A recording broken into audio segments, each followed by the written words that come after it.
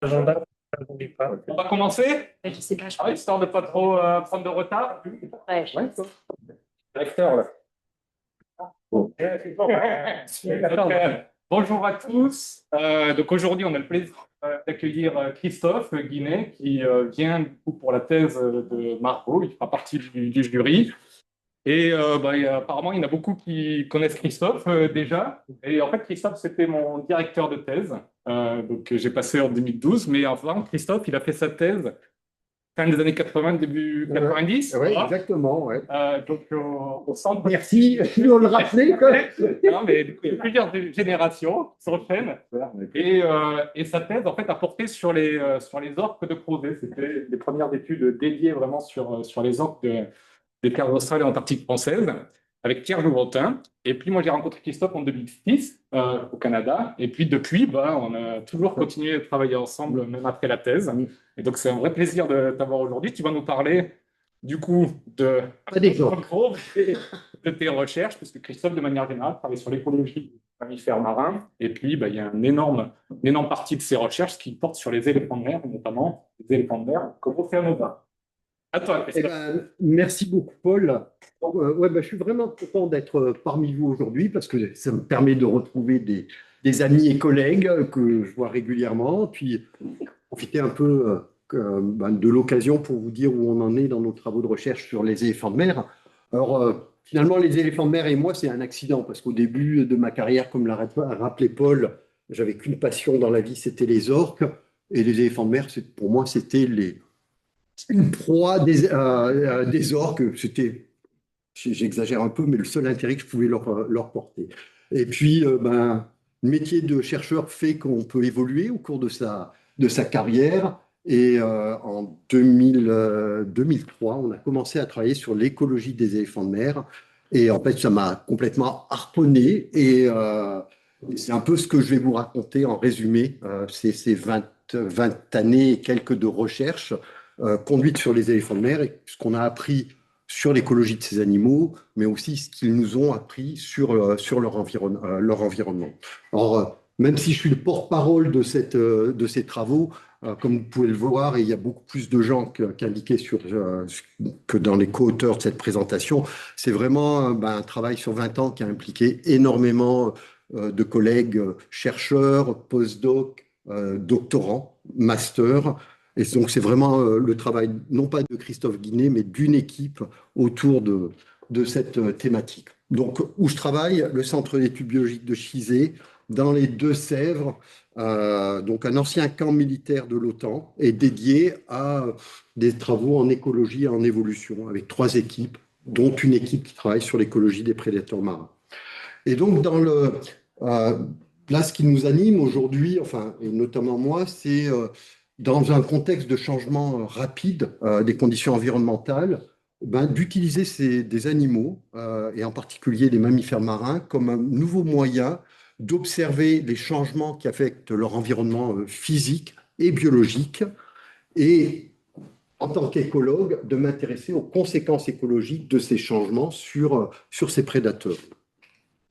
Et ce travail, il est réalisé dans l'océan austral, parce que cet océan, proportionnellement à sa surface relative à l'océan global, il a un rôle qui est disproportionné. C'est-à-dire qu'à peu près, ça représente 15% de la surface de l'océan global, mais c'est 25% de la production primaire de cet océan global, 40% du puits de carbone biologique et physique, et 70%, même si une nouvelle étude montre que c'est même peut-être plus que ça, 80% du stockage de l'excès de chaleur dans l'océan mondial. Donc c'est vraiment un océan qui joue un rôle énorme dans la régulation du climat de notre planète et qui change rapidement. Et c'est aujourd'hui le lieu qui se réchauffe le plus rapidement à l'échelle de l'océan global. Et c'est ce que vous pouvez voir là en rouge, en bas, c'est cette quantification de l'excès de chaleur à l'échelle de l'océan global. Et vous voyez bien que c'est vraiment dans l'océan austral qu'on a une augmentation massive de ce contenu de chaleur. Et l'océan austral ne se réchauffe se réchauffe un peu en surface, mais surtout, c'est l'océan intérieur qui se réchauffe le plus. Donc, ce n'est pas quelque chose qu'on détecte très bien à partir des mesures satellitaires, c'est quelque chose qu'on peut bien détecter à partir de profils de température réalisés dans la colonne d'eau. Et les éléphants de mer ont joué un rôle non négligeable dans la quantification de cette augmentation de l'excès de chaleur. Alors, non seulement l'océan austral se réchauffe, mais ce qu'on voit aussi, c'est qu'il y a une augmentation du stress lié au vent, hein, puisque le régime des vents a augmenté de plus de 40% au cours des 40 dernières années. Et cette accélération du vent et l'augmentation de jours de vent de haute fréquence est particulièrement marquée dans le secteur indien de l'océan austral, zone où je travaille, en particulier à partir de Kerguelen. Et cette augmentation du régime des vents, ça a des conséquences sur l'activité de mésoéchelle, notamment tout ce qui est activité tourbillonnaire, et aussi les propriétés de la couche de mélange. Et une des questions qu'on se pose, c'est en quoi la modification de ces propriétés de la couche de mélange et de l'activité de mésoéchelle influence les nutritifs pouvant être utilisés par le phytoplancton, donc pour la production primaire. Alors, en ce qui concerne la couche de mélange, ce qu'on voit, c'est que cette couche de mélange, elle a tendance en été à s'approfondir. Si on s'intéresse, alors on n'avait que des données jusqu'à maintenant pour vraiment regarder ce qui se passait en été, mais grâce aux données éléphants de mer sur la zone de Kerguelen, ce qu'on a pu montrer, c'est quel que soit le secteur, donc vous avez une zone en bleu et la zone B et en rouge, là, la zone A, qui présente en fait des valeurs moyennes de profondeur de couches de mélange différentes. Ce qu'on voit, c'est qu'en effet, cette couche de mélange s'approfondit en été. Par contre, c'est le phénomène inverse qui est observé en hiver, où on a une diminution de la profondeur de la couche de mélange pendant la période hivernale. Et donc, la question qui se pose, c'est en quoi la modification de ces propriétés de la couche de mélange affecte la production de phytoplancton, aussi bien en termes de quantité, mais aussi qualitatif, c'est-à-dire de composition des communautés phytoplanctoniques. Donc, au niveau de l'océan austral, plusieurs études suggèrent qu'il y a une augmentation de la biomasse phytoplanctonique, mais on a des indications, notamment indirectes, par des approches isotopiques, qui suggèrent qu'on a une modification de la composition de ces communautés phytoplanctoniques. Et si on regarde, en effet, ce qui se passe donc à l'échelle de l'océan austral depuis 1998, sur la période productive, donc entre le mois d'octobre et le mois de mars, vous voyez que dans l'essentiel de l'océan austral, on a bel et bien une augmentation de cette biomasse phytoplanctonique. En fait, c'est le coefficient de la pente qui est présenté, de la tendance. Donc en rouge, c'est qu'elle est positive, et en bleu, qu'elle est négative. Et si on s'intéresse en termes de phénologie, c'est-à-dire à quel moment a lieu le pic de production primaire, et bien là encore, on voit des changements marqués de phénologie, avec en bleu des zones où c'est devenu plus précoce, et en rouge des zones où c'est devenu plus tardif. Et qui dit changement de phénologie suggère en partie, mais pas que ça pourrait être lié à une modification de la composition de ces communautés phytoplanctoniques. Donc, voilà, des indices qui nous disent ça augmente et ça change probablement en termes de rythme de production primaire et donc probablement de composition de ces communautés phytoplanctoniques. Et donc, l'idée qu'on avait eue en 2000, puisque ça remonte à 2000, à l'idée initiale, c'est de dire, mais est-ce qu'on pourrait utiliser des prédateurs tels que les éléphants de mer pour compléter le réseau mondial d'observation, et en particulier dans les océans polaires, où il y avait un réel déficit d'observation. Il ne s'agit pas de remplacer les autres systèmes, mais vraiment de les compléter. Et pour cela, on va équiper ces animaux de balises dont on va parler tout à l'heure. Et ce travail, on le conduit donc. Il a fallu pratiquement 4 ans de développement technologique, en partenariat avec le Sea Mammal Research Unit, et on l'a mis en œuvre à partir de 2004 aux îles Kerguelen, dans les terres australes et antarctiques françaises. Et depuis, on assure ce suivi sans discontinuité. Donc Kerguelen, c'est à peu près l'équivalent de la Corse en surface et en linéaire de côte, l'équivalent de la France métropolitaine. Et ça héberge la première ou deuxième population mondiale d'éléphants de mer, estimée à peu près à 100 000 femelles reproductrices. Et ce que vous voyez en arrière-plan, c'est la cabane qui nous sert de lieu de vie quand on est sur le terrain pour étudier ces animaux. Donc, ces animaux, on va notamment les équiper de différents types de balises, et en particulier de cette balise qu'on voit sur la tête de cet éléphant de mer, qui nous permet d'une part d'obtenir des informations sur le trajet en mer de ces individus. Donc là, ce que vous voyez, c'est 20 ans de tracking d'éléphants de mer. Et en rouge, c'est les trajets effectués par des femelles adultes, et en bleu, des trajets effectués par des mâles subadultes, puisqu'on on travaille très très peu sur des mâles adultes qui sont trop gros, trop difficiles à manipuler. Donc vous pouvez voir, donc c'est à peu près 900 trajets qui sont représentés ici. Et ce que vous pouvez voir très clairement, c'est que les mâles et les femelles n'ont pas les mêmes zones de distribution en mer. Les mâles vont se concentrer d'une part sur la partie sud du plateau de Kerguelen et d'autre part en bordure sur le plateau péri-antarctique. Tandis que les femelles ont un mode de prospection océanique où elles adoptent un comportement de pêche pélagique, donc dans la colonne d'eau. Et ces animaux, ils parcourent des trajets énormes, puisque en moyenne, c'est pour le trajet après la mue qui dure 7 mois, ils vont parcourir plus de 8500 km et ils peuvent parcourir jusqu'à 14 000 km dans l'océan avant de revenir à Kerguelen pour se reproduire. Et donc, au cours de ces 20 ans, on a, avec l'aide du SMRU, développé différents modèles de balises. Donc, initialement, pour mesurer la température et la salinité. Ensuite, on a incorporé un capteur de fluorescence. Ensuite, on a incorporé un capteur de lumière et la mesure de la température à haute fréquence. Alors, qu'est-ce que je veux dire par haute fréquence? C'est une mesure toutes les secondes sur des périodes qui peuvent aller jusqu'à 6 mois. Pareil pour la lumière. Ensuite, on a inclus un capteur d'oxygène dissous. Là, à partir de 2010, on a été capable de mesurer l'accélération et la magnétométrie en continu. Et puis, ça c'est pour Frédéric, à partir de 2012, on a incorporé un hydrophone, donc l'acoustique passive. Et à partir de 2014, on a été capable de mesurer la température et la salinité en continu. Donc là, c'était une mesure toutes les 2 secondes. Maintenant, on arrive jusqu'à 7 mois de mesure continue de température et salinité. Et puis, en 2018, il y a eu vraiment un changement technologique où là, on a rajouté un système qui nous permet de faire de l'échosondage miniature. Donc, c'est ce qu'on appelle le microsonar, donc l'acoustique active.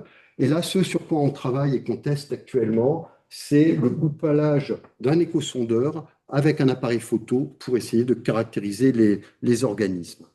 Donc, c'est ça que je vais vous raconter très vite, parce que je n'ai pas trop le temps. Donc, cette diapo, beaucoup de gens la connaissent, mais c'était ce qu'on était capable de faire au départ. Donc, un mâle qui part de Kerguelen, qui va en direction de l'Antarctique, et vous mesurez dans la colonne d'eau la température. Donc, plus c'est rouge, c'est chaud, alors 5 degrés, et plus c'est froid, plus c'est bleu, et moins 1,8 degré quand cet individu était en bordure du continent antarctique. Et vous pouvez constater le changement de caractéristiques de température de la colonne d'eau entre la fin de l'été et la période hivernale, au moment où cet éléphant de mer revient à Kerguelen.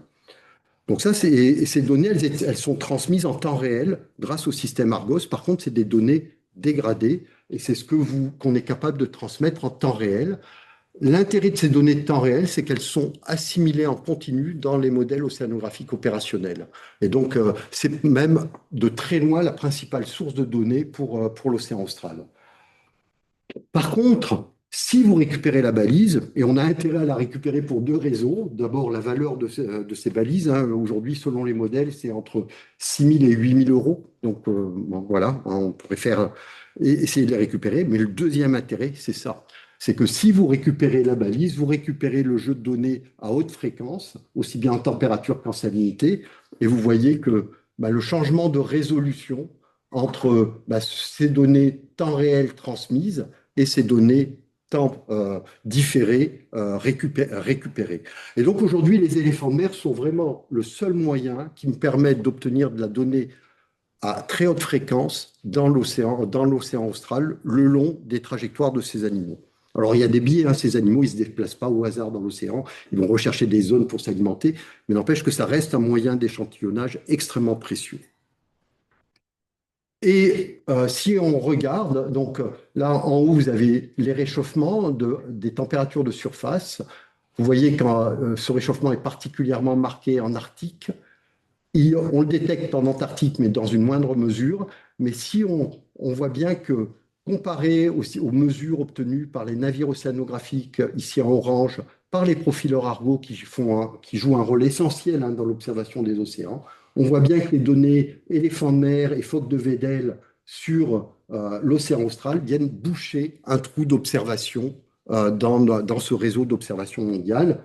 Et vous voyez là, c'était les trajets des éléphants de mer équipés sur différents sites autour du continent antarctique lors de l'année polaire internationale. Et on voit qu'en équipant des animaux sur différents sites, on arrive à avoir une couverture quasi synoptique de l'océan austral.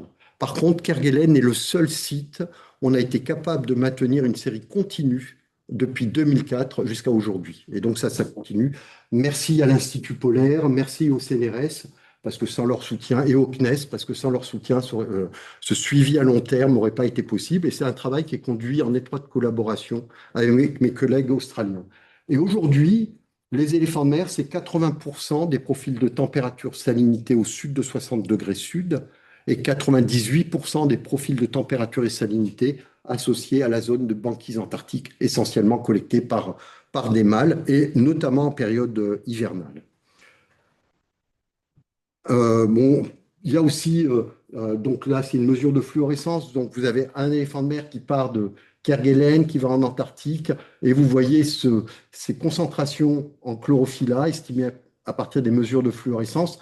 Et le seul point sur lequel je voulais insister, c'est, vous voyez qu'ici, dans cette zone qui est localisée entre Kerguelen et l'Antarctique, ici, eh ben, on a un maximum profond de chlorophylla qui n'est pas détectable par les mesures satellitaires. Donc, ça vient compléter et enrichir ces mesures satellitaires. Par ailleurs, on a un autre problème, c'est la couverture nuageuse. Un autre point que je voulais aborder, c'est qu'un même capteur, il peut nous permettre de répondre à plein de questions différentes, et notamment un capteur qui est l'acoustique passive.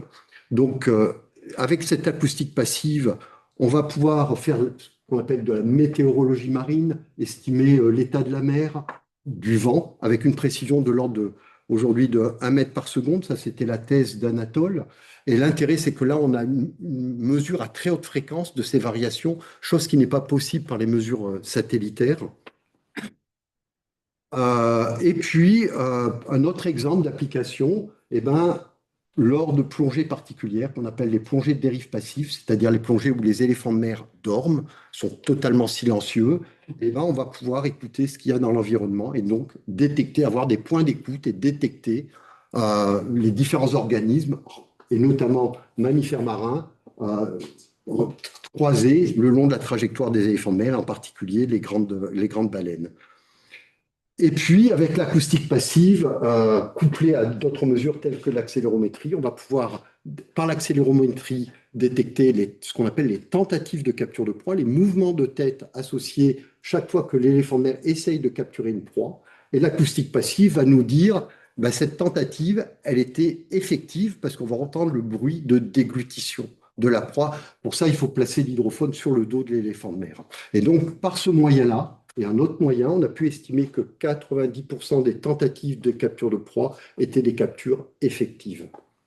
Et ces proies, quelles sont-elles? Chez les femelles, c'est essentiellement des poissons fourrage, donc les poissons lanternes, mythophidés, qui mesurent entre 5 et 15 cm, donc qui représentent à peu près, on estime, 3/4 du régime alimentaire des femelles éléphants de mer, et pour un quart des céphalopodes.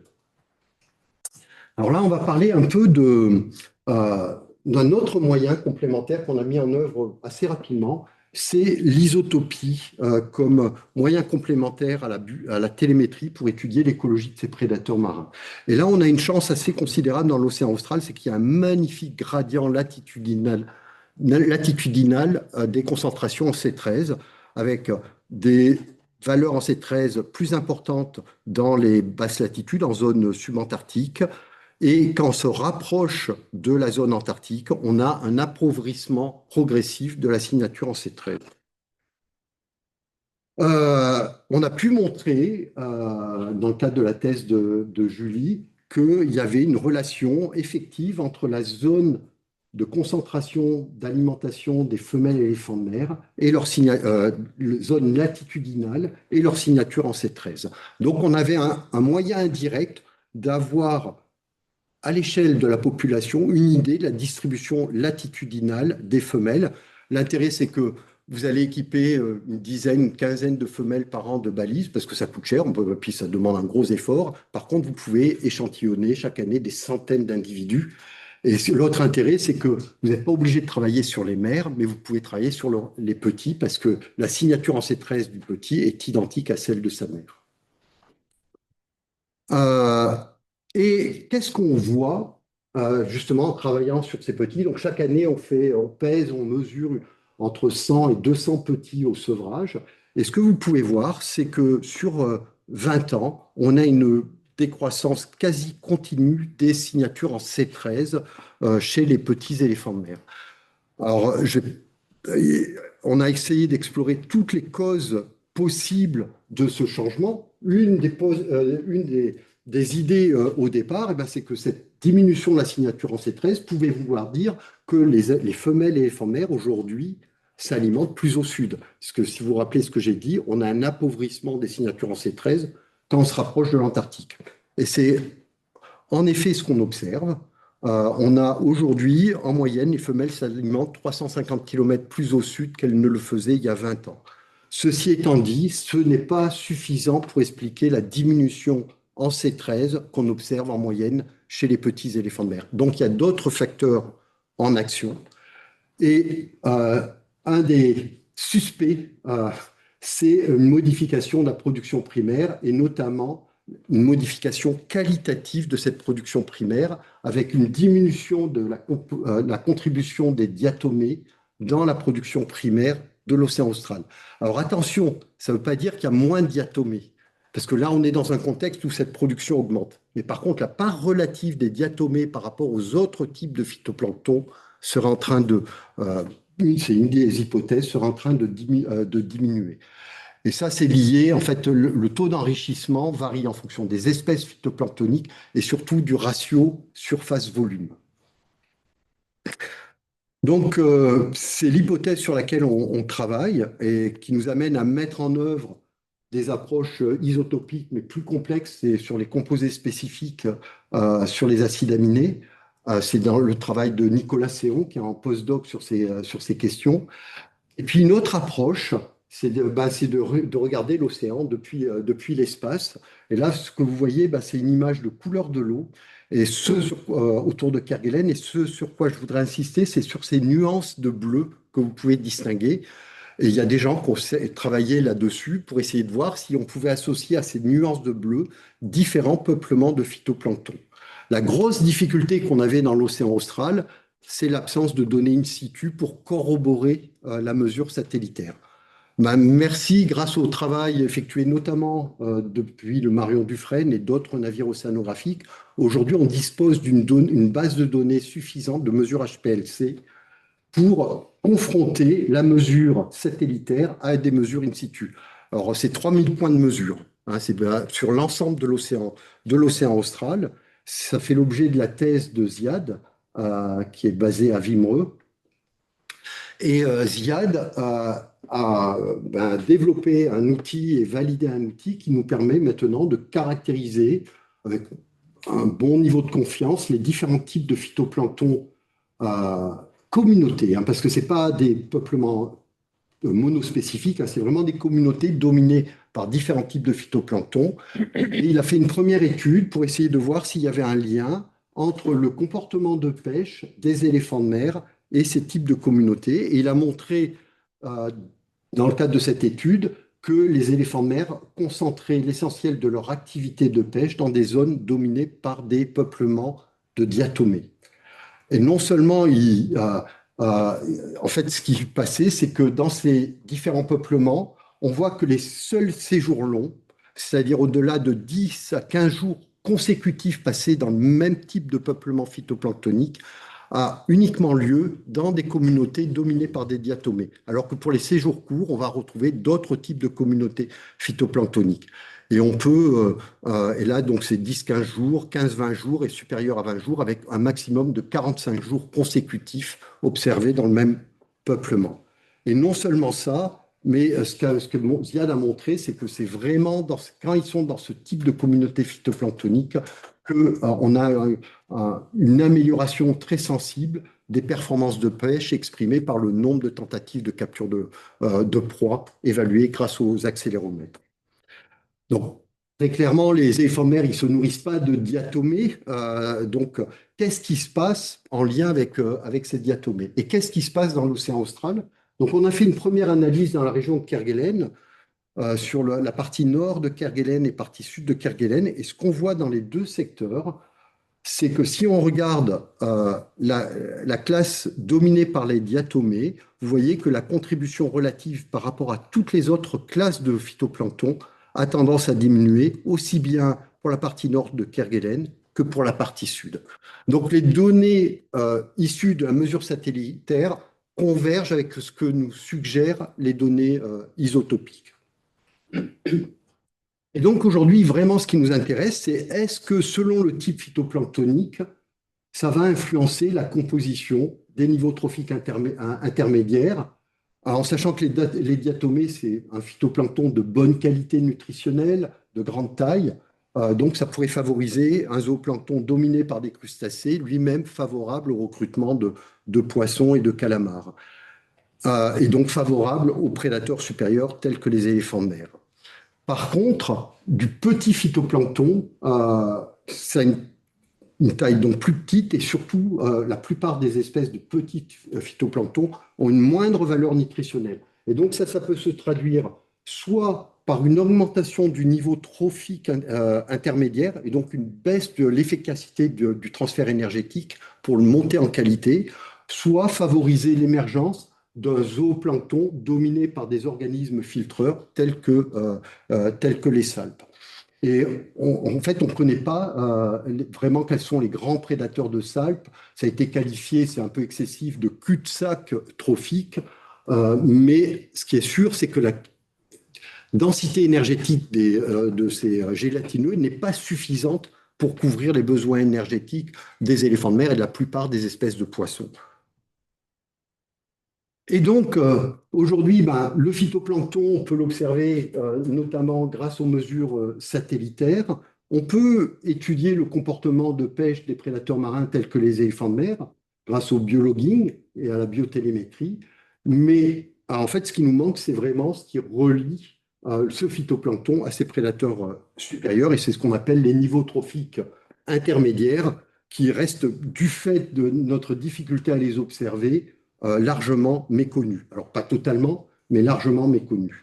Alors, classiquement, on étudie ces niveaux trophiques intermédiaires grâce aux navires océanographiques tels que le Marion Dufresne, hein, qui va nous permettre d'obtenir des informations sur ces niveaux trophiques intermédiaires grâce à l'acoustique active, des campagnes de chalutage. Actuellement, c'est ce qui est en cours sur Marion Dufresne pendant Ops Austral. Et puis aussi des mesures, et ça c'est extrêmement précieux, sur le phytoplancton depuis quelques années grâce au Cytosense. C'est un cytomètre de flux avec un imageur, et donc qui nous permet vraiment de caractériser le phytoplancton tout le long de la trace du Marion Dufresne.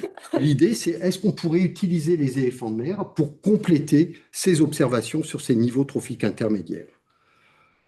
Alors pourquoi? Ben, c'est important, mais il faut savoir que ces niveaux trophiques intermédiaires est uniquement la composante poisson de ces niveaux trophiques intermédiaires, c'est la plus grande biomasse animale sur la planète. On estime que ça représente à peu près entre 10 et 16 milliards de tonnes de poissons pélagiques dans les océans. Ces niveaux trophiques intermédiaires effectuent ce que l'on qualifie la plus grande migration quotidienne sur notre planète et vont contribuer à l'export du carbone organique de la surface de l'océan où ils viennent s'alimenter la nuit vers la profondeur le jour. Ils vont finalement digérer ce qu'ils ont consommé en surface et contribuer donc par les pellettes fécales à exporter ce carbone organique vers les profondeurs. Et bon, c'est une sorte de pulsation continue sur un rythme de 24 heures en fonction du niveau d'éclairement qui est continu à l'échelle des océans avec quand même une variabilité régionale importante. Et donc l'idée, c'est de dire, est-ce qu'on peut utiliser ce comportement de plongée continue des éléphants de mer pour essayer d'obtenir davantage d'informations sur ces niveaux trophiques intermédiaires? Alors comment on va faire ça? C'est grâce ces biologueurs et au comportement, je dirais, de déplacement et de plongée considérable des éléphants de mer, parce qu'en équipant une quinzaine d'éléphants de mer par année, ils vont couvrir un peu plus de 6 millions de kilomètres carrés dans l'océan austral, ils vont effectuer un peu plus de 150 000 plongées. Donc, ça représente 5 millions de kilomètres cubes d'eau échantillonnée par ces animaux et ça représente une estimation de plus de 3 millions de proies consommées annuellement par ces 15 femelles. Et donc, ça va nous permettre d'identifier des habitats de l'océan austral particulièrement importants d'un point de vue océanographique et écologique. Et parmi ces appareils, donc on a parlé des balises CTD, il y a cet appareil qui est ici, qui est le microsonar. Donc, un échosondeur miniature. Donc, l'idée, c'est qu'on envoie une onde acoustique. S'il y a une particule, quelle qu'elle soit, enfin, il faut qu'elle soit suffisamment grande. Alors, qu'est-ce que c'est suffisamment grande? C'est plus de 2 à 3 mm. Elle va générer un écho et on va pouvoir recevoir cet écho, l'enregistrer et ensuite l'analyser. Non seulement il y a un échosondeur, mais il y a aussi un capteur de lumière très sensible qui est dédié à l'étude de la bioluminescence. On va pouvoir combiner ces études d'acoustique active avec la mesure de la bioluminescence au cours des plongées des éléphants de mer. Et il faut savoir, pourquoi la bioluminescence? C'est que c'est vraiment un trait marquant des organismes marins. 70% des organismes marins sont bioluminescents. Donc, dans le monde marin, la bioluminescence, c'est la règle, pas l'exception, contrairement au milieu terrestre. Et donc, on va mesurer, échantillonner la lumière à très haute fréquence, 50 fois par seconde. Alors, initialement, c'était pour travailler sur le comportement de prédation des éléphants de mer. Donc, en haut, vous avez un profil de plongée. En bas, vous avez les signaux d'accélération qui vous indiquent les tentatives de capture de proie. Et en dessous, les signaux de bioluminescence qu'on détectait au cours de cette plongée. Et là, quand on a vu ça, on s'est dit, il y a systématiquement, quasiment, un événement de bioluminescence associé à une tentative de capture de proie. Donc, les éléphants de mer devraient utiliser la bioluminescence pour localiser leur proie.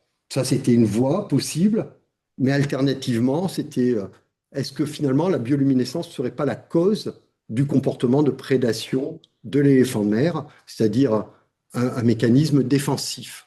À votre avis, c'est quoi? Est-ce que les éléphants de mer utilisent la bioluminescence pour essayer de trouver leur proie ou est-ce que c'est finalement une réaction de la proie à l'approche de l'éléphant de mer? Je pense. Hein? Première explication. Première explication. Deuxième. La deuxième, ok. Vous fermez la main.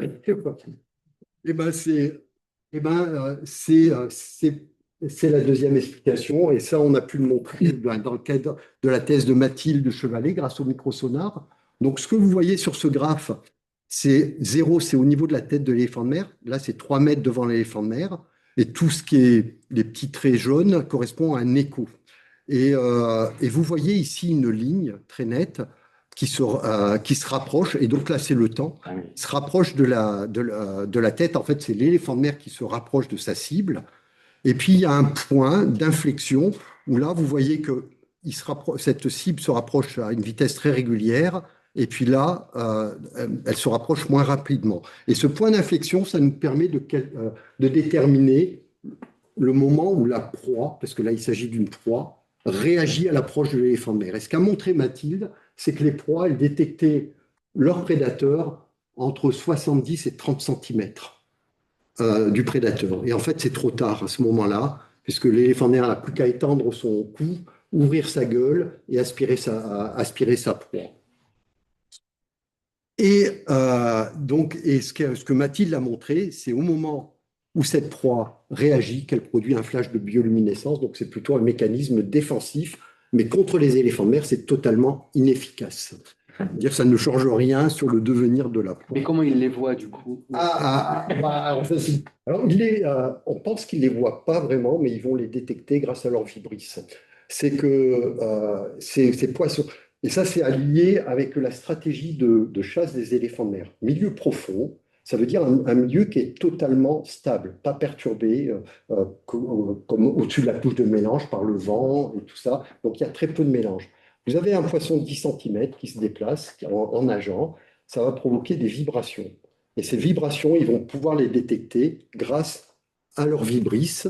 Et à partir du moment où ils détectent ce qu'on pense, ce champ vibratoire, ils vont réorienter leur trajectoire. Donc Mathilde a montré qu'ils étaient capables en fait de détecter ces mouvements vibratoires entre 15 mètres et 7 mètres avant la tentative de capture de proie. Ils infléchissent leur trajectoire. Et l'autre aspect qui est très intéressant, c'est qu'ils arrêtent de nager activement et ils se laissent planer vers leur proie. Ils ralentissent.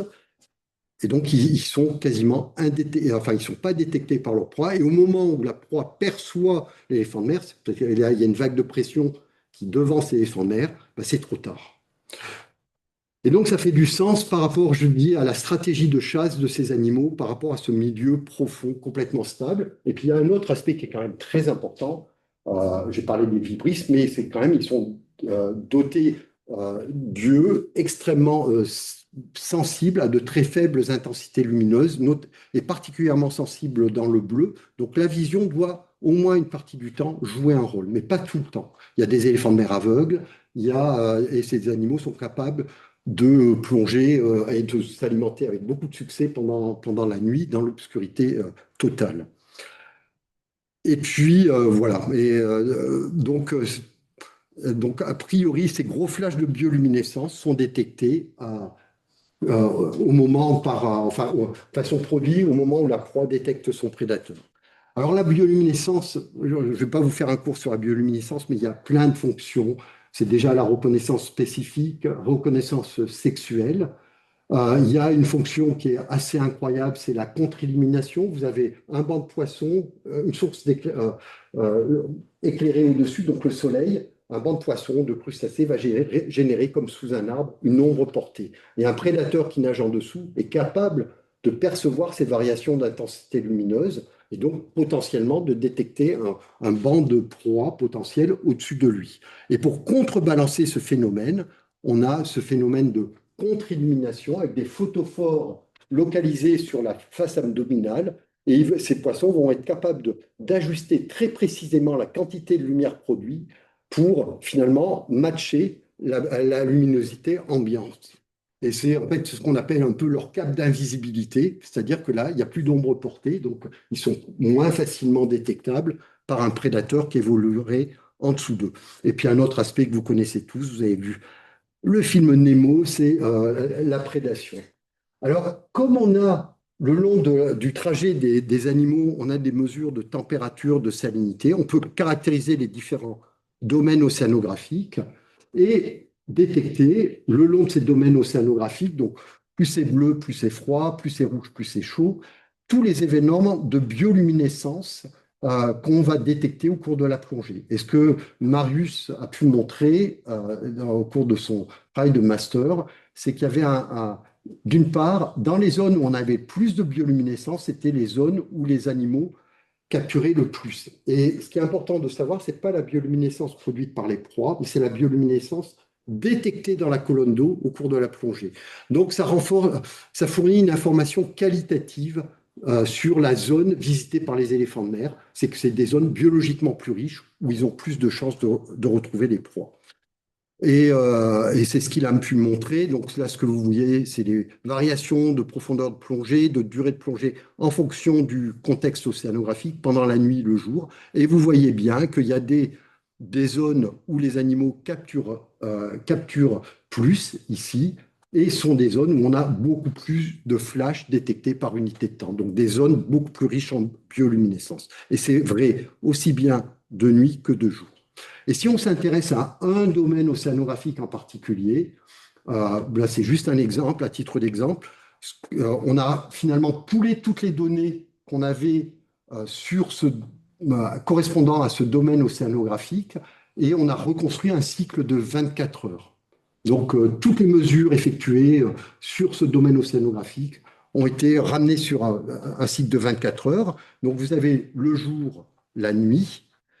Et ce qu'on voit clairement, c'est déjà deux couches de bioluminescence qui apparaissent avec une couche de faible intensité de bioluminescence, une couche de forte intensité d'événements de bioluminescence, que ces couches, elles se rapprochent de la surface la nuit. Et si on superpose, on met à côté les tentatives de capture de proie, on voit bien que cette couche la plus profonde correspond à une couche où on a bien beaucoup de tentatives de capture de proie. Donc, probablement qu'une part importante de ces flashs de bioluminescence sont produits par les proies. Par contre, qu'on voit aussi l'intensité du signal d'accélération nous dit que les éléphants de mer capturent probablement des proies de plus grande taille en profondeur et moins grande taille proche de la surface. Et ce qui est intéressant, c'est que vous voyez que cette zone intermédiaire où on a beaucoup de bioluminescence ne correspond pas le jour à une zone où les éléphants de mer capturent des proies. Donc, c'est une bioluminescence produite par d'autres organismes que les proies des éléphants de mer, peut-être les proies des proies. C'est difficile de savoir de quoi il s'agit. Et c'est ce à quoi on essaye de répondre. Et donc, peut-être des crustacés, des copépodes, et en dessous, plutôt les proies comme les myctophilés. Et ce qui est aussi intéressant, c'est qu'avec ces données de bioluminescence, eh ben, on a pu recalculer des vitesses de migration nictémérale le long du cycle de 24 heures. Et ce qu'on a montré dans le cadre, donc il y avait une couche profonde qui migrait plus rapidement et une couche de surface qui migrait beaucoup moins rapidement pendant la remontée, la couche de surface en bleu. Et ce que Marius a pu montrer, c'est que pour la couche profonde, cette couche profonde, elle restait toujours, quelle que soit l'heure de la journée, au même niveau d'intensité lumineuse. Donc la vitesse verticale, elle est limitée par quoi? En fait, par l'ambiance lumineuse qui règne dans la colonne d'eau. Et ils vont caler leur remontée par rapport à ce niveau d'intensité lumineuse et non pas par rapport à ce que leur permet leur taille, parce qu'ils pourraient remonter beaucoup plus vite. Donc, ce qui dicte vraiment la vitesse à laquelle ils remontent, c'est l'intensité lumineuse. Par contre, pour la couche bleue, vous voyez que c'est décorrélé. En fait, la journée, ils sont à des niveaux d'intensité lumineuse beaucoup plus élevés. La nuit, quand ça varie, eh ben, ils n'arrivent pas à suivre ce niveau de variation d'intensité lumineuse. Donc, vraiment, ce qui limite leur vitesse de remontée en début de nuit et la vitesse de descente en début de journée, c'est leur taille. Et donc, on a estimé par rapport à leur vitesse, ça correspondrait à des organismes d'à peu près 2-3 mm. Donc, peut-être des copépodes. À voir.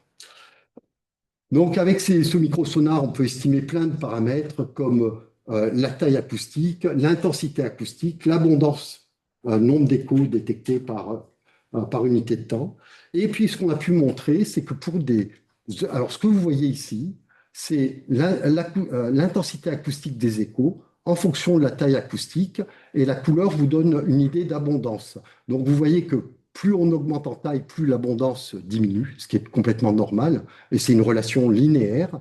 Par contre, ce qui est intéressant, c'est que vous voyez que pour les organismes de plus grande taille acoustique, on a deux modes, avec un mode d'écho faiblement intense et un mode d'écho plus intense. C'est ce qu'on voit ici, qui est représenté là. Alors, nous, on émet l'hypothèse, mais on n'en sait rien, que ce mode faiblement intense, pourrait être représenté par plutôt des gélatineux, alors que le mode plus intense pourrait correspondre au poids des éléphants de mer. Et qu'est-ce qui nous fait dire ça? Eh bien, que c'est le fait que seuls les échos intenses sont consommés par les éléphants de mer, qui ne s'attaquent jamais à ces échos de faible intensité. Donc, c'est probablement des organismes différents. Qu'est-ce qu'ils sont? J'en sais rien. Ce qu'on a pu montrer aussi, et ça c'est Marius, c'est que plus il y avait de backscatter, donc de particules dans la colonne d'eau, et en règle générale, plus les animaux pêchaient mieux. La relation n'est pas parfaite, loin de là, mais il y a une tendance. Et surtout, et ça c'était plus intéressant, c'est que ce niveau de backscatter, il augmentait avec la proportion de micro-phytoplancton, donc du phytoplancton de grande taille qui pourrait correspondre au diatomée. Donc en présence de diatomée, en contrôlant par la biomasse, vous avez plus d'échos générés, donc ce qui suggère qu'on a plus probablement de copépodes, de crustacés, enfin plein d'autres choses. Donc voilà, on avance petit à petit. On peut essayer étudier pour certains de ces backscatters des comportements migratoires. C'est ce qu'on voit en surface ici, où ça remonte la nuit, ça descend le jour. Mais voilà, ça reste que des inférences. Et donc l'idée, et ça nous prend beaucoup de temps, mais c'est de dire, mais est-ce qu'on pourrait qualifier ces échos en réalisant des images? Alors ça a déjà été fait sur des images pour caractériser les proies des éléphants de mer. C'est mes collègues japonais. Ça va bien pour des proies de grande taille. Par contre, pour les petits organismes, la qualité de l'image n'est pas suffisante pour pouvoir les qualifier. Et donc, c'est ce sur quoi on travaille actuellement, et en particulier Didier et Guilhem, c'est de mieux caractériser ces organismes en combinant un sonar, le microsonar, avec un appareil photo. Donc, le sonar permet de détecter, de positionner la cible. On sait que la cible est en face, à une distance donnée, pour déclencher une prise de vue, pour qualifier cet organisme. Donc le microsonar, il existe, la caméra existe, et là, ce sur quoi Guilhem travaille, et je ne pensais pas que ça allait me prendre autant de temps, c'est sur tout ce qui est réglage des flashs pour l'intensité lumineuse pour caractériser ces organismes. Donc j'en ai fini par rapport à cette présentation. Donc, au cours de ces 20 ans, vraiment, nous, notre travail, c'était soit de développer, soit de travailler en collaboration avec des gens, vraiment pour essayer de mieux caractériser l'océan en règle générale, et ces dernières années, en particulier, la composante biologique de cet océan. Et puis, d'évaluer l'influence de ces conditions océanographiques sur la distribution des organismes marins. Est-ce qu'on a des variations importantes en fonction du contexte océanographique ou pas tant que ça? Et puis, d'évaluer en quoi les variations d'abondance et de composition des niveaux trophiques intermédiaires varient ou pas en fonction de la composition des communautés phytoplanctoniques. Donc là, on commence à avoir des éléments assez concluants sur cette relation, mais ça demande à être consolidé. Et bien évidemment, tout ça en étudiant simultanément l'écologie en mer de ces prédateurs. Voilà, j'en ai fini. Et si vous avez des questions, j'essaierai d'y répondre. Et merci de votre attention.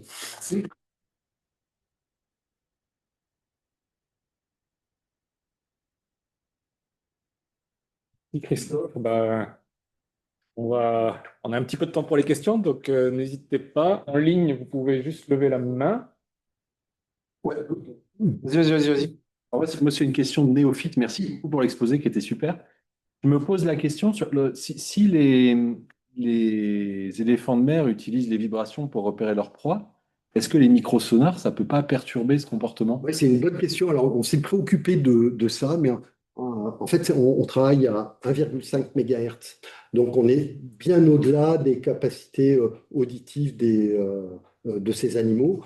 Et après, souvent, on a des émissions parasites. Donc, on s'est préoccupé de ça dès qu'on a commencé à les tester. Et comment on a cherché à l'évaluer? c'est que ces appareils comportent, je l'ai dit, un accéléromètre, un magnétomètre. Et le microsonar, il n'est pas en activité tout le temps. Souvent, on le cale sur des cycles enfin, enfin, d'émission en fonction du jour, de la nuit. Et donc, on l'active et on l'inactive. Et donc, ce qu'on a essayé de voir, c'est au moment où on l'activait, est-ce qu'on pouvait détecter une réaction de l'éléphant de mer, c'est-à-dire une vibration, un changement de direction. Et en fait, on a vraiment mis en évidence qu'il n'y avait aucune réponse.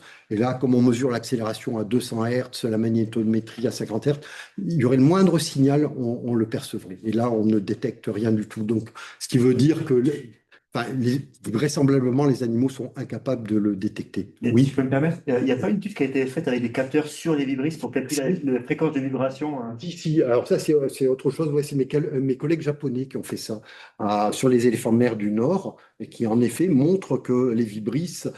Alors, le problème, c'est que c'est d'avoir après le lien avec les proies, mais que déjà, ils les déploient pas tout le temps.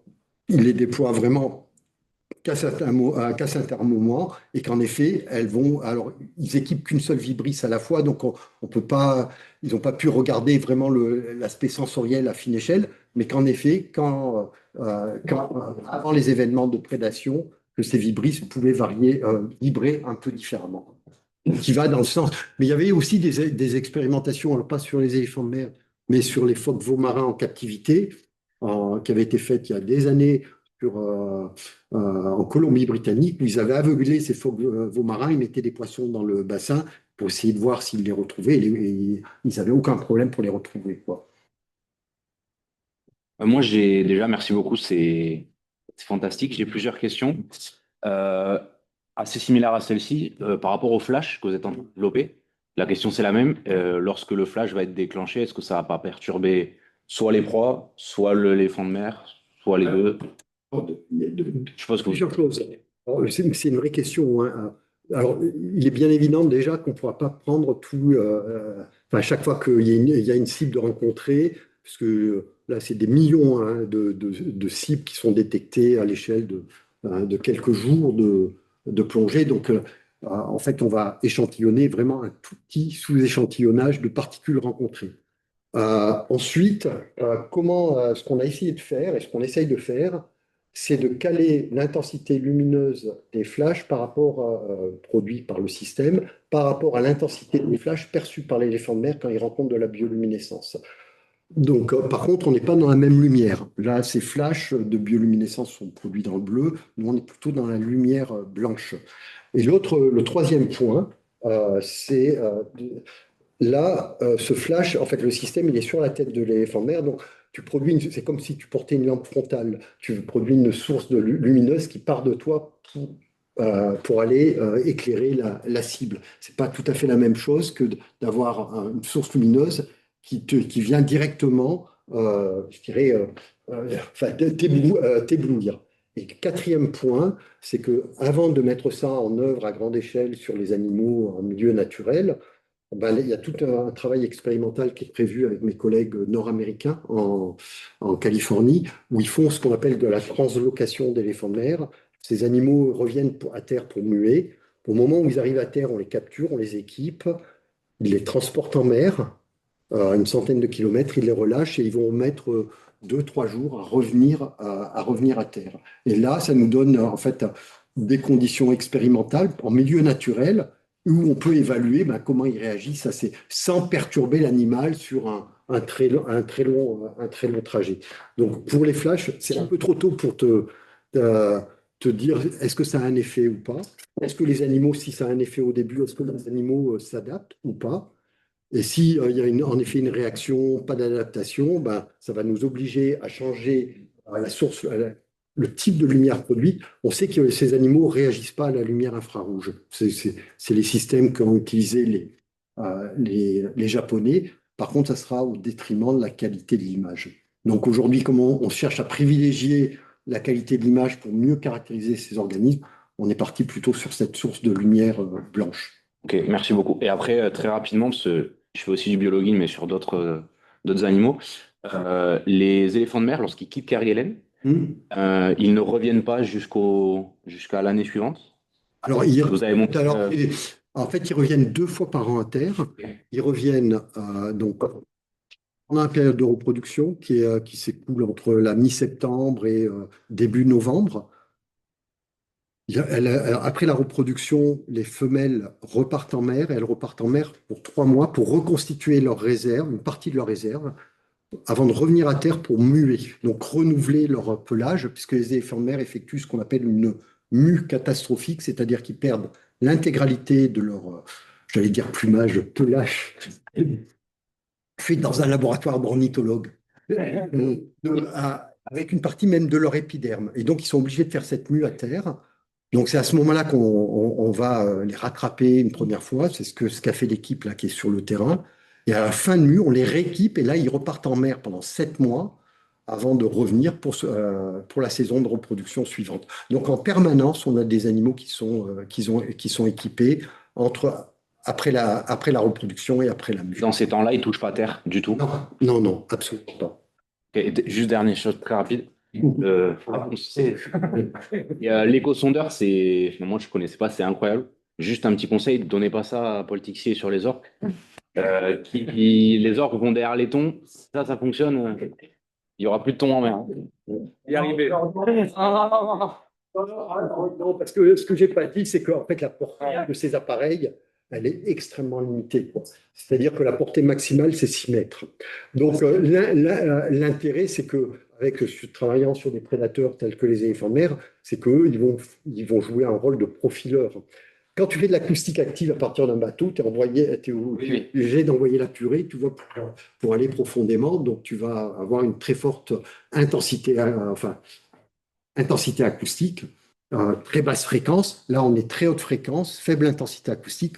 Le coup, c'est faible portée. Et donc, c'est l'éléphant de mer qui fait le profil. Bien déjà. Aussi du biologie avec Sophie.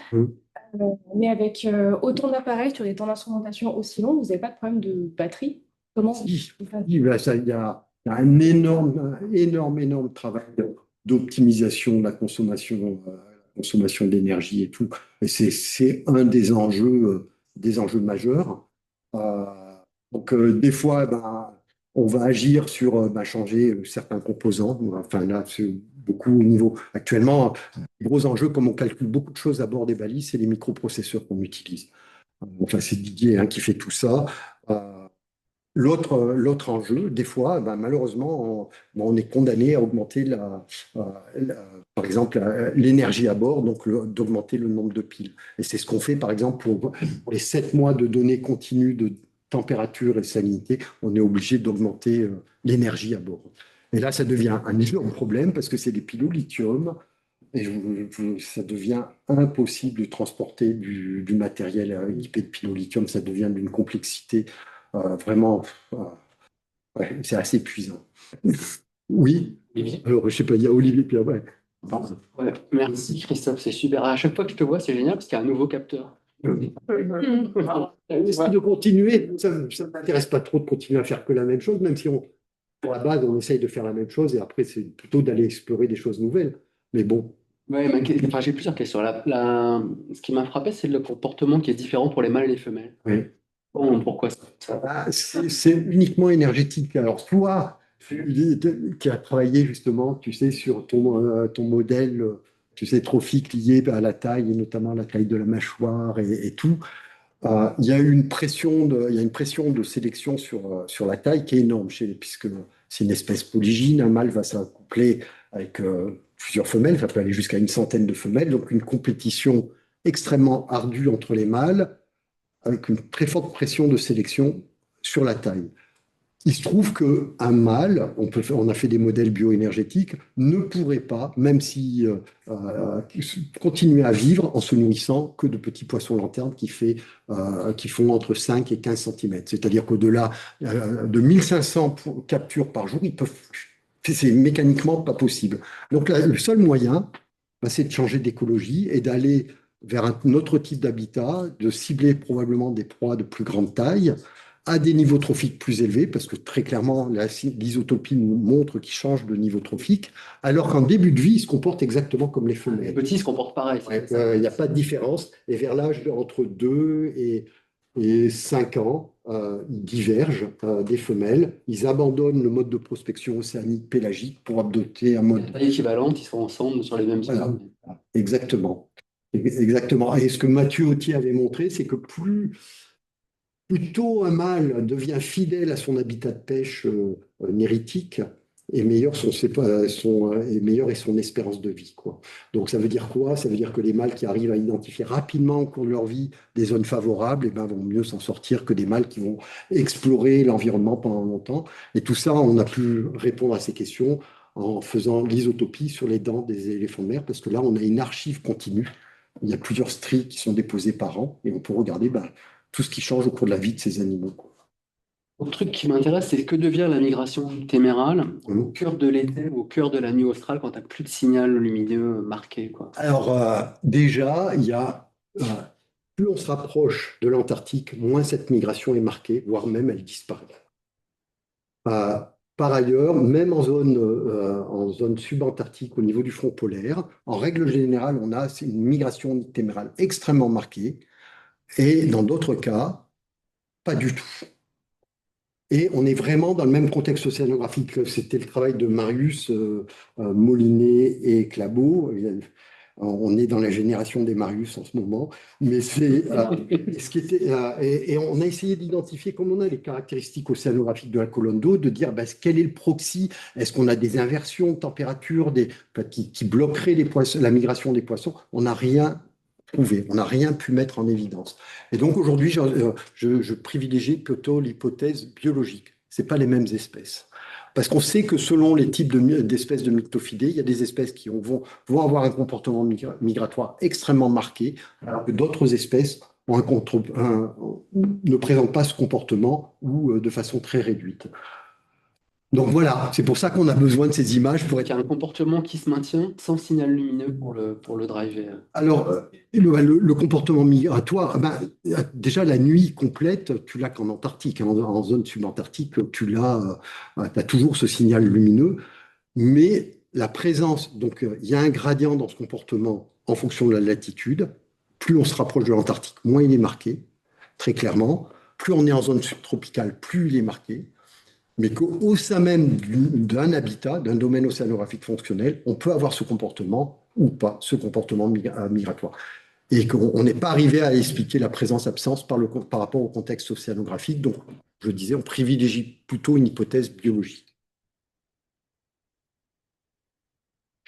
Ouais, j'avais une question qui revenait sur l'énergie. Ouais. C'est pas possible de récupérer de l'énergie du mouvement animaux qui... On s'est posé, en fait, alors le mouvement, non, mais on avait travaillé avec justement des collègues du LIRM à Montpellier sur savoir si on pouvait récupérer de l'énergie sur la variation de pression. D'accord.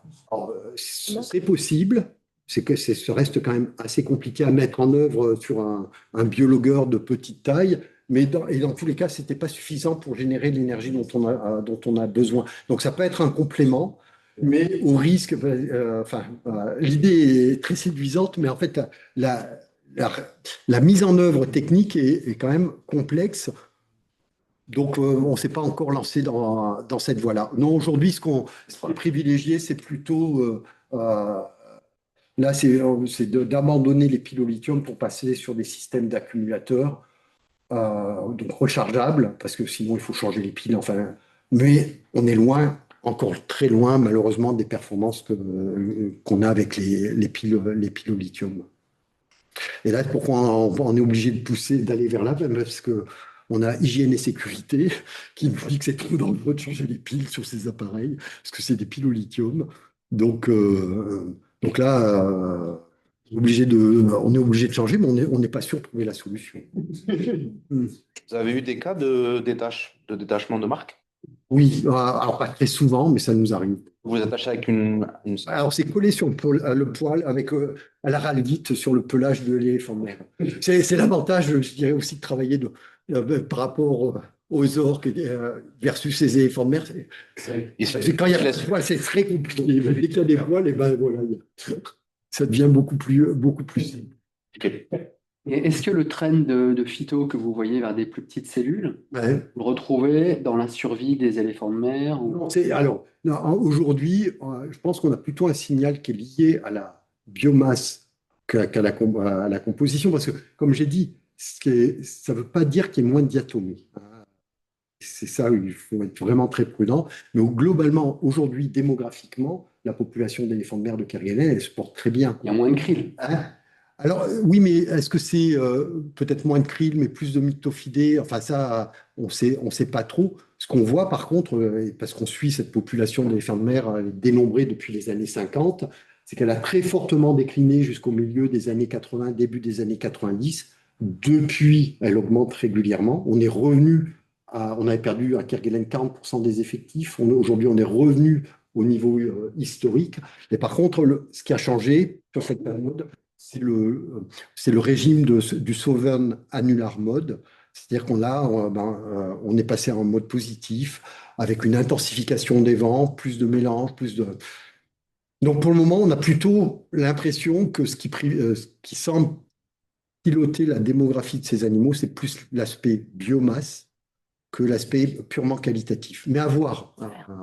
Parce que l'aspect qualitatif, on commence tout juste à l'aborder. Et donc, l'idée, c'est de faire maintenant tourner des modèles démo. On met à la fois une composante biomasse et à la fois une composante plus qualitative.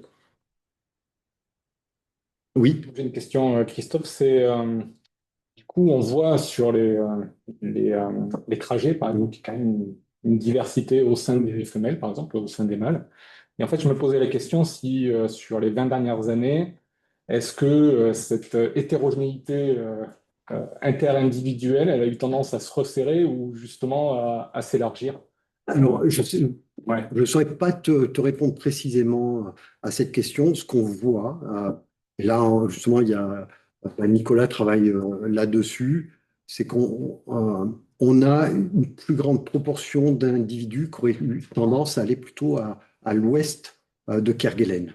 Alors qu'avant, et même toujours, il y avait une très forte dominante sur la partie est Kerguelen, et en particulier l'utilisation du panache de Kerguelen. C'est-à-dire, il y a un effet île. Alors, vous avez la dérive des vents d'ouest, donc, et on a un flux d'eau qui se propage depuis Kerguelen vers l'est de Kerguelen, avec une zone très productive. C'est vrai que l'essentiel des femelles vont s'alimenter dans cette zone de panache. Par contre, si on regarde un peu, je vous ai montré les tendances en termes de production de biomasse phytoplanctonique, ce qu'on voit, c'est qu'à l'est de Kerguelen, c'est stable. À l'ouest de Kerguelen, ça augmente. Et là où ça augmente le plus, c'est en Antarctique. Et là, ce que je vous disais, c'est qu'on voit quand même qu'il y a de plus en plus de femelles qui passent de plus en plus de temps en Antarctique. À voir. Et ça, c'est un shift qui est observé aussi au niveau d'autres populations En fait, malheureusement, on n'a pas tant d'espèces que ça sur lesquelles on peut regarder ça. Donc, il y a les manchots royaux, c'est Charlie qui en occupe tous les ans. Pour moi, à Kerguelen, sur les manchots royaux, on ne voit pas d'effet parce que, en fait, ce que les manchots royaux utilisent, c'est le front polaire. Et la position du front polaire à Kerguelen, elle est complètement contrainte par la bathymétrie. Donc, le gros changement, si on en croit Francesco Dovidio, mon collègue de l'océan, c'est d'ici 20-30 ans, quand le front polaire va basculer du sud de Kerguelen au sud de Heard. Et là, on passe d'une zone qui est accessible depuis Kerguelen, qui a, je dirais, 150-200 km, à une zone qui va passer à 600 km. Et là, si ce scénario se produit, ça va être véritablement catastrophique pour la population de manchots royaux, qui se porte très très bien à Kerguelen. Alors qu'à Crozet, cette population ne se porte pas si bien, parce qu'à Crozet, où on est beaucoup moins contraint par la bathymétrie, on a une très forte variabilité interannuelle de la position du front polaire. Jusqu'à maintenant, on n'arrivait pas à avoir de tendance dans la position de ce front polaire, et là, on commence à le voir se décaler vers le sud.